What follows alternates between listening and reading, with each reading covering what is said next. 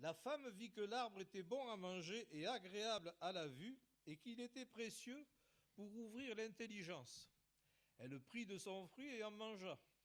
Elle en donna aussi à son mari, qui était auprès d'elle, et il en mangea. Les yeux de l'un et de l'autre s'ouvrirent, ils connurent qu'ils étaient nus, et ayant cousu des feuilles de figuier, ils s'en firent des ceintures. Amen. Alors la conscience, si on regarde les définitions, dans le dictionnaire Larousse, il dit c'est un sentiment que chacun a de sa propre existence, de ses propres actes. Quand on a fait quelque chose, on juge ce qu'on a fait, et c'est avec notre conscience. C'est un sentiment intérieur qui pousse chacun à porter un jugement de valeur sur ses propres actes. Ce que nous faisons, est-ce que je l'ai fait, est-ce que je l'ai bien fait, est-ce que je suis respectueux ou pas? Et l'encyclopédie biblique dit c'est un sentiment de soi, donc toujours le même principe, c'est un sentiment qui est personnel, mais des choses extérieures, on fait un jugement des choses extérieures et du devoir, c'est-à-dire le devoir dans le sens où nous sommes tous tenus de faire des choses ou pas. C'est ce qui, en respectant les lois, entre autres, ou les bonnes coutumes de vie en société, on commet des actes ou pas, parce que ça nous est enseigné. Et là, nous avons vu donc que Adam et Ève connurent qu'ils étaient nus. En réalité, ils prirent conscience de leur nudité. C'est ce que veut dire se connurent. Leur conscience leur a révélé leur désobéissance. Ils ont donc connu le péché. Ils ont reconnu qu'ils avaient péché. Ils ont reconnu qu'ils avaient désobéi. Et ça, c'est leur conscience qui le leur a révélé. Alors, on ne va pas les accuser puisque nous aurions fait pareil, n'est-ce pas? Mais on va essayer de voir pourquoi Ève par le fait, a cédé. Ève aurait pu résister à la tentation. Et ce matin, c'est ce que nous avons entendu. Ève aurait pu résister à la tentation, car être tenté, ce n'est pas péché. Ce n'est pas parce que nous sommes tentés que nous commettons un péché. Ce qui est un péché, c'est de céder à la tentation. Là, nous commettons un péché. Lisons dans Jacques, chapitre 1er.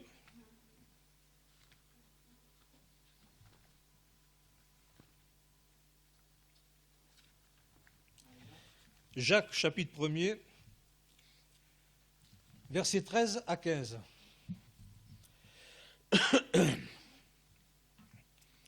Que personne, lorsqu'il est tenté, ne dise « c'est Dieu qui me tente ». On l'entend trop souvent, ça. Car Dieu ne peut être tenté par le mal et il ne tente lui-même personne. Mais chacun est tenté quand il est attiré et amorcé par sa propre convoitise. Puis la convoitise, lorsqu'elle a conçu, enfante le péché, et le péché étant consommé, produit la mort. Donc, ne dites jamais que Dieu vous a tenté. Mais regardez plutôt au fond de votre cœur ce qu'il y a d'envie, de désir profond, de posséder quelque chose. Ça, c'est la convoitise. Lui, il a ça, je voudrais le même. Il a une belle voiture, je voudrais la même. Moi, j'ai une 2 pattes. Pour résister à la tentation, la Bible nous donne quand même bien des conseils. Et ce matin, nous sommes aussi là pour entendre ces conseils et les mettre en pratique. Parce que tout est là. Il ne suffit pas d'entendre. Il faut mettre en pratique. Pour résister donc à la tentation, il nous faut premièrement prier pour recevoir la force nécessaire. Vous connaissez tous la prière sacerdotale, le Notre Père. Ne nous soumets pas à la tentation, mais délivre-nous du mal. Ça en est une. Mais dans Hébreux 2,18, nous avons un moyen efficace d'être protégé, d'être gardé, protégé, aidé face à la tentation. Hébreux 2,18 parle de Jésus et il dit car ayant été tenté lui-même dans ce qu'il a souffert, il peut secourir ceux qui sont tentés. Frères et sœurs, n'allez pas chez les psychiatres, chez les médecins, chez les marabouts. Vous avez Jésus qui va vous donner un secours efficace, puissant et sûr, fiable. La deuxième chose qu'il faut faire lorsqu'on veut éviter la tentation, vous savez laquelle c'est? Supposez quelqu'un de très diabétique, les gâteaux interdits. Eh bien, je lui déconseille de s'arrêter devant une vitrine de pâtisserie et de regarder de là. Quand on ne veut pas être tenté, frères et sœurs, on s'éloigne de ce qui nous tente. Tout simplement. Et comme ça, on est sûr de ne pas être tenté. Et la troisième chose que nous avons pour résister à la tentation, eh bien, c'est tout simplement de dire non. Je rejette la tentation, je la refuse. Je ne veux pas être confronté à cette tentation. Donc, je m'en éloigne, mais je la rejette. Et vous verrez qu'en réalité, nous avons tout ce qu'il faut en nous, toutes les capacités, toutes les autorités voulues de la part du Seigneur pour résister à la tentation, la rejeter et continuer de vivre selon la volonté du Seigneur. Amen. Alors, Ève a donc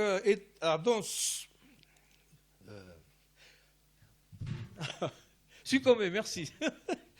Ève a succombé à la tentation, mais elle a fait quelque chose que nous sommes nombreux. J'avoue que je ne le fais plus, mais je l'ai fait. Mais que certains font, et beaucoup dans ceux qui ne sont pas convertis font, pour diminuer sa culpabilité, elle a impliqué Adam dans son mensonge, dans son péché. Elle a dit, d'accord, j'ai péché, mais je ne vais pas être toute seule à me faire un gueux. Hop, viens, goûte avec moi la pomme, le fruit. Et ça, c'est une chose que, malheureusement, qui se fait facilement. Pourtant, Adam avait quelque chose qu'Ève n'avait pas, c'est que lui c'est lui qui a reçu l'interdiction de manger l'arbre de la connaissance du bien et du mal, et il a reçu cet ordre, donc cette consigne précise, avant que Ève ne soit conçue, que Ève ne soit fabriquée, je dirais. Eh bien, il a été léger face à sa conscience. Lui aussi a fait taire sa conscience. Est-ce qu'il a voulu plaire à son épouse? En tout cas, il a succombé et il a donc lui aussi partagé le péché avec Ève. Et je vais relire de nouveau le texte de Genèse 3,7, mais dans une version de Vie Nouvelle. Il est écrit, leurs yeux s'ouvrirent et ils prirent conscience qu'ils étaient nus. La désobéissance leur a coûté la vie éternelle. Et ils en ont pris conscience. C'est-à-dire, ils ont réalisé malheureusement tard, ils ont réalisé qu'ils venaient de commettre une grossière erreur, une grossière désobéissance. Alors, nous pouvons voir que s'ils ont réalisé, c'est qu'ils ont pris conscience, mais vous savez comment on appelle cette conscience-là? Celle qui nous fait réaliser tout d'un coup qu'on a fait une bêtise. Vous ne savez pas? Si.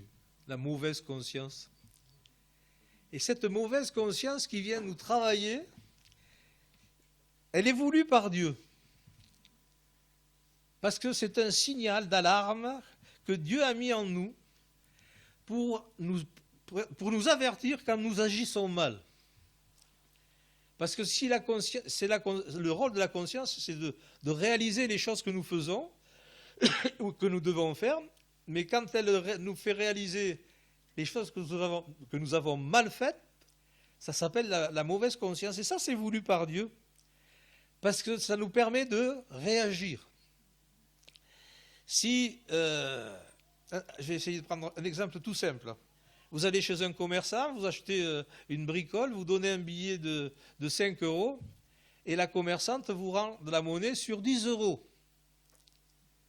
Vous avez tendance à dire, chouette, tant pis pour elle. Et puis tout d'un coup, la conscience vous dit, c'est pas joli ce que tu fais là. Ah, vous êtes trompé. C'est à ça que sert la conscience. Et entre autres, la mauvaise conscience, elle sert à nous ramener sur le droit chemin, elle sert à faire disparaître à nous permettre de faire disparaître l'erreur que nous avons commise, le péché que nous avons commis. Et la pire des solutions consiste donc à faire disparaître le sentiment de culpabilité sans en éliminer la cause. De dire c'est pas grave, mais non, de toute façon elle a suffisamment d'argent, elle n'en a pas besoin, elle en vole plus que moi. Ça, ce sont des fausses excuses, des faux prétextes qui ont pour but d'éliminer notre culpabilité, de nous justifier. Et là, c'est une grossière erreur. Dieu donc a mis en nous ce sentiment qu'est la conscience. Lisons dans Romains 2, versets 14 et 15. C'est un sentiment que tous les êtres humains avons à la naissance. C'est ce que Dieu a voulu pour l'homme, que nous ayons une conscience. Romains 2, verset 14. Il est dit, quand les païens qui n'ont point la loi font naturellement ce que prescrit la loi, ils sont, eux qui n'ont point la loi, une loi pour eux-mêmes. Ils sont leur propre loi. Sans avoir de loi pour eux, c'est leur propre loi qui fait qu'ils marchent d'une certaine manière. Ils montrent que l'œuvre de la loi est écrite dans leur cœur, leur conscience en rendant témoignage et leur pensée s'accusant ou se défendant tour à tour. Leur conscience en rendant témoignage. Donc tout être humain a en lui la conscience, mais il a aussi la loi divine. Il a les lois de Dieu, il les a en lui. Tu ne pêches, du moins tu ne tueras pas, tu ne voleras pas. C'est inscrit dans la nature de l'homme, ces choses-là. Et si la personne est honnête, quand il a tendance à dévier, sa conscience lui rappelle ce que Dieu lui a imprimé dès sa naissance. Donc, la conscience n'est pas une qualité spécifique aux chrétiens, loin de là. Il n'est pas donc nécessaire de croire en Dieu ou en Jésus pour avoir une conscience. Nous sommes créés avec cette conscience. Mais pour ceux qui croient, donc, je pense pour la majorité d'entre nous ce matin, c'est un sentiment associé à la foi et qui est aussi fragile que la foi. Conscience et foi vont de pair, frères et sœurs. 1 Timothée 3,9, Paul écrit à Timothée, conservant le mystère de la foi dans une conscience pure. Il parle là des... Ah, tu l'as... D'accord. Des diacres. Et nous sommes, du moins, en réalité, on devrait être tous diacres. On devrait tous transmettre la parole, donc, quelque part. Mais ce qu'il faut relever, c'est cette conscience.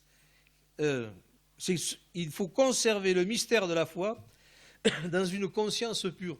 Une conscience qui n'est pas pure, notre foi n'est pas ce qu'elle devrait être. 1 Timothée 1, verset 18.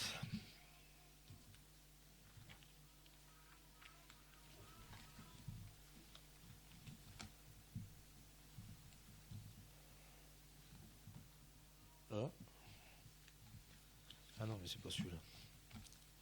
Désolé. Quand on veut beaucoup de références. Voilà. Le commandement que je t'adresse, Timothée, mon enfant, selon les prophéties faites précédemment à ton sujet, c'est que d'après elles, tu combattes le bon combat en gardant la foi et une bonne conscience. Cette conscience, quelques-uns l'ont perdue et ils ont fait naufrage par rapport à la foi. Si votre conscience n'est pas pure n'est pas saine, votre foi risque fort bien de mourir et de disparaître. C'est clair. Alors il ne sert à rien de dire j'ai la foi et d'avoir une mauvaise conscience, parce que c'est incompatible. La plus grande menace pour notre conscience, à nous en tant qu'enfants de Dieu, vous savez ce que c'est? C'est notre promiscuité avec le péché. Et Dieu l'a voulu. Quand Jésus a prié, il a dit, Père, je ne te prie pas de les ôter du monde, mais de les préserver du mal. Donc, nous sommes appelés à vivre dans le monde, nous sommes appelés à côtoyer le péché, mais à ne pas vivre comme le monde, à ne pas vivre dans le péché.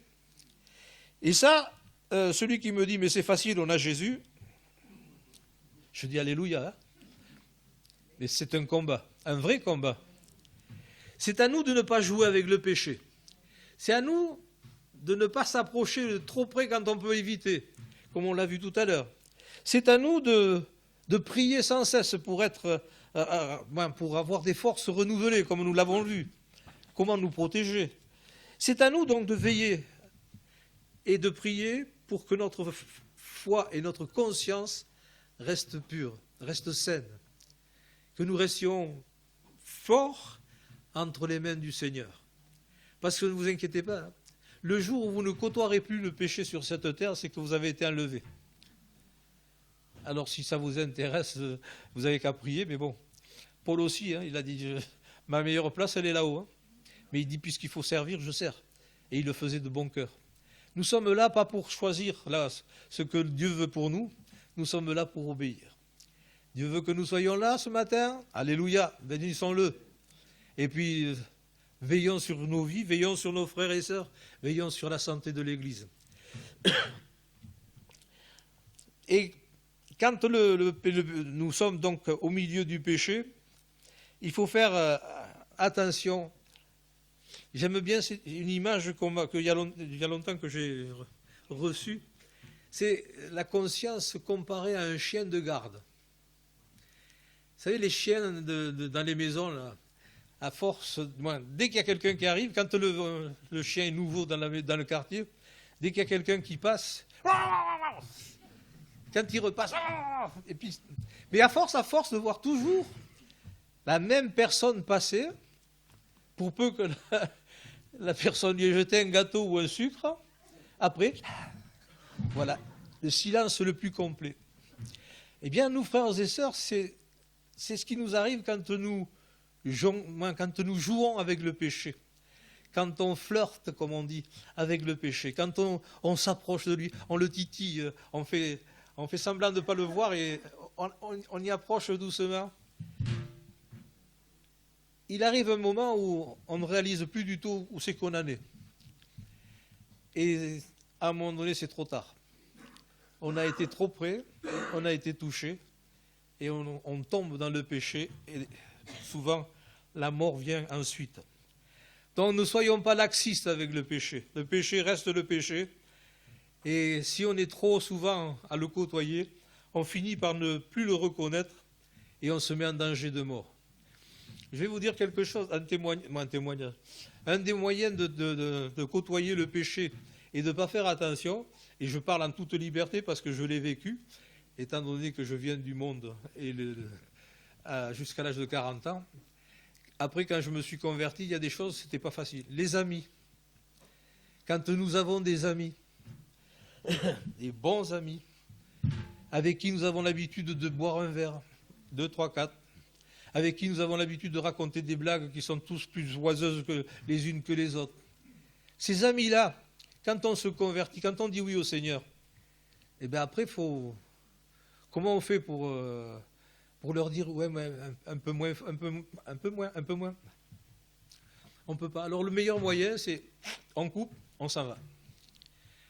Ça, c'est mon expérience. Après, vous faites comme vous voulez. Mais voilà, le genre de situation où on peut être amené à côtoyer le péché et à ne plus s'apercevoir que le péché nous a atteints. Alors, dans l'épisode de la femme adultère, là, lorsque les scribes et les pharisiens amènent la femme adultère à Jésus. Et Jésus leur dit que celui de vous qui est sans péché, c'est Jean 8, 9, pardon. Que celui de vous qui est sans péché jette le premier la pierre contre elle. Et il est écrit, ceux-ci, accusés par leur conscience, se retirèrent. Alors, si on réfléchit sur ce texte, la conscience n'est pas seulement là pour relever un péché. Il n'y a pas que ce texte. Ce n'est pas des textes qui manquent dans la parole pour nous enseigner là-dessus. La conscience nous permet de relever un péché, oui, de voir, de mettre à jour un péché. Et les scribes et les pharisiens se sont retirés en portant avec eux leurs péchés. Dès qu'ils se sont sentis accusés, ils sont partis. Mais pourtant, la Bible nous donne un enseignement, parce que s'ils avaient demandé pardon, s'ils s'étaient repentis de leur mauvais état de cœur, qui était là pour pouvoir les pardonner et pour pouvoir les relever, leur donner une autre vie? Non, ils sont partis avec leurs péchés, alors qu'ils avaient l'opportunité de le confesser et de se repentir. Dans 2 Pierre 3, 9, il est écrit il est dit que Dieu, ne voulant pas qu'aucun périsse, mais voulant que tous arrivent à la repentance. Même ces scribes-là et ces pharisiens, Dieu voulait qu'ils se repentent. Dieu voulait qu'ils soient sauvés, parce que Dieu veut le salut de tous les hommes. Alors quand votre conscience vous reprend, frère ou sœur, parce que vous inquiétez pas, hein, si vous êtes honnête, elle vous reprend. Autrement, vous seriez saint. Il n'y en a pas sur cette terre, il n'y en a pas. Il n'y en a eu qu'un, il n'y est plus. D'accord? Donc, quand votre conscience vous reprend, confessez votre péché, demandez pardon, et là, oui. Alors, vous êtes assuré, mais même s'il n'est plus sur terre pour vous le dire, vous êtes assuré que vous êtes pardonné et que vous pouvez repartir. Quand Paul écrit à Tite 1,15, il dit « Mais rien n'est pur pour ceux qui sont souillés et incrédules, leur intelligence et leur conscience sont souillées. » Ce qui veut dire que si vous côtoyez le péché, si vous n'êtes pas pur aux yeux de Dieu, eh bien votre intelligence et votre conscience sont souillées de la même manière. Alors veillons sans cesse sur nos vies. Notre marche sur terre nous fait obligatoirement côtoyer le péché. Et parfois, donc, comme je le disais tout à l'heure, nos vies ont tendance à toucher le péché, parce qu'il est trop près. Il ne faut pas se voiler la face. Mais le fait de toucher le péché vient, et si vous avez écouté la prophétie tout à l'heure, ça vient de la tentation, et la tentation est une arme puissante entre les mains du diable. Écoutez, moi je n'aime pas parler du diable, parce qu'après tout, ce n'est pas mon problème, c'est le problème du Seigneur. Mais il faut savoir qui il est quand même. Alors ne reniez surtout pas, ne reniez pas son autorité, sa puissance, son intelligence. Il l'est bien plus que nous, et nous seuls face à lui, il nous détruit. Je ferme la parenthèse parce que ce n'est pas mon ami, mais donc je reprends la parole de Dieu. La tentation donc est là, mais nous l'avons vu, la tentation n'est pas un péché. Donc si nous cédons, c'est que et si nous cédons, c'est-à-dire que si nous touchons le péché, pour une raison quelconque, que notre orgueil ne nous prive pas de la grâce du pardon. Ne vous privez pas de la grâce du pardon, frères et sœurs. Hébreux 9, 14.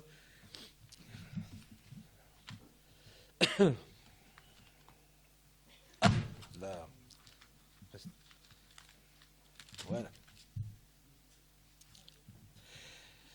Je vais prendre par le 13. « Car si le sang des taureaux et des boucs et la cendre d'une vache répandue sur ceux qui sont souillés sanctifie et procure la pureté de la chair, combien plus le sang de Christ, qui par un esprit éternel s'est offert lui-même sans tache à Dieu, purifiera-t-il votre conscience des œuvres mortes, afin que vous serviez le Dieu vivant ?»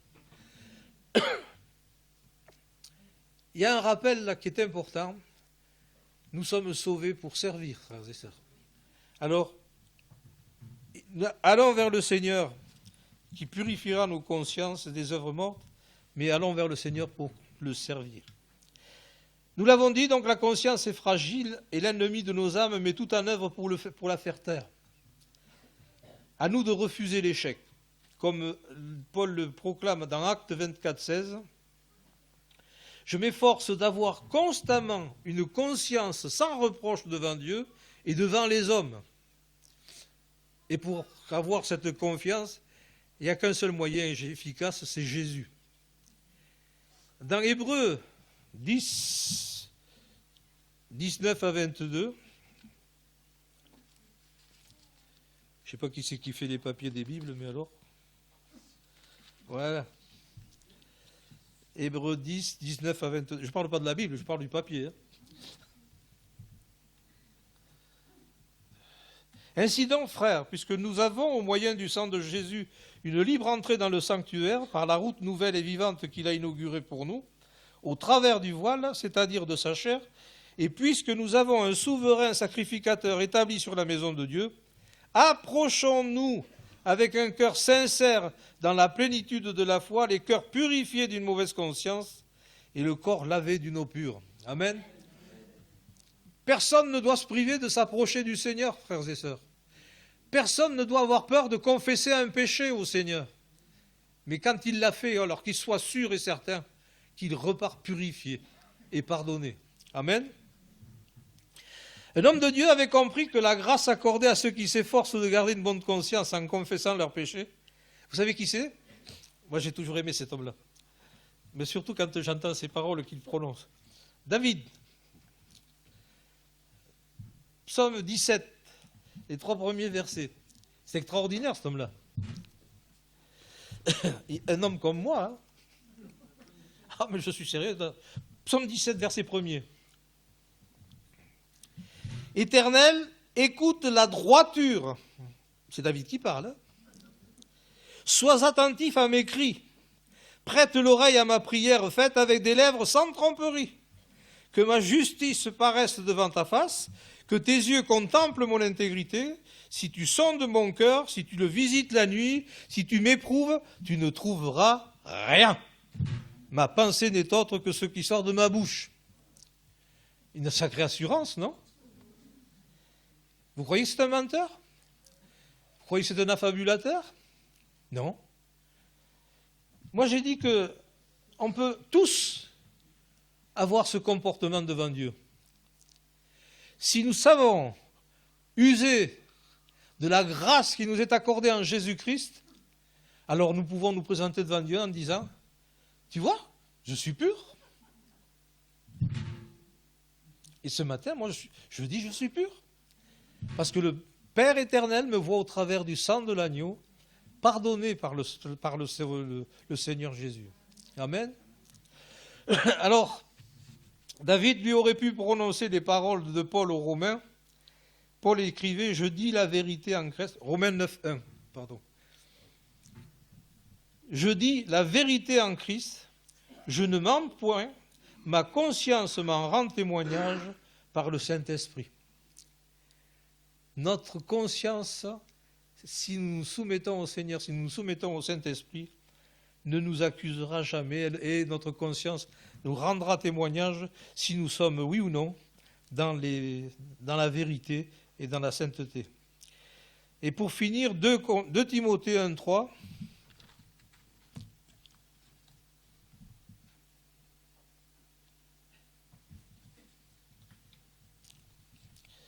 Je rends grâce à Dieu que mes ancêtres ont servi et que je sers avec une conscience pure de ce que nuit et jour, je me souviens continuellement de toi dans mes prières. Amen. Notre fidélité dans la prière, notre fidélité dans la présence de Dieu, notre fidélité dans l'œuvre que nous avons à accomplir sur cette terre, tout cela fera que notre conscience nous donnera toujours d'être en marche sur le bon chemin. Attention de ne pas vouloir endormir votre conscience. C'est subtil. Souvenez-vous que l'adversaire est subtil. Mais le Seigneur Jésus, lui, est clair. Il est droit, il est pur, il est fort et il a vaincu l'adversaire. Amen. Nous prions. Seigneur, nous voulons te rendre gloire pour ta présence dans ce lieu ce matin. Tu es venu, Seigneur, pour nous parler, pour nous rappeler que nous avons une conscience. Cette conscience, tu nous l'as donnée, Seigneur, pour que nous puissions savoir si nos actes sont conformes à ta volonté ou pas. Aussi ce matin, je te prie et je te bénis pour l'œuvre que tu accomplis dans chacune de nos vies, Seigneur, que nous ressortions de ce lieu renouvelés, Seigneur, dans notre foi et dans notre conscience, et que nous marchions, Seigneur, toujours plus près de toi, toujours plus avec une droiture toujours plus aguerrie, Seigneur. Oui, viens, Seigneur, ce matin encore, visiter chacun d'entre nous et nous donner, Seigneur, de pouvoir te rencontrer à tout instant de la journée, pour que nous sachions, Seigneur, où nous en sommes avec toi, afin de ne pas te désobéir, et que toute la gloire t'en revienne, Père, au nom de Jésus. Amen.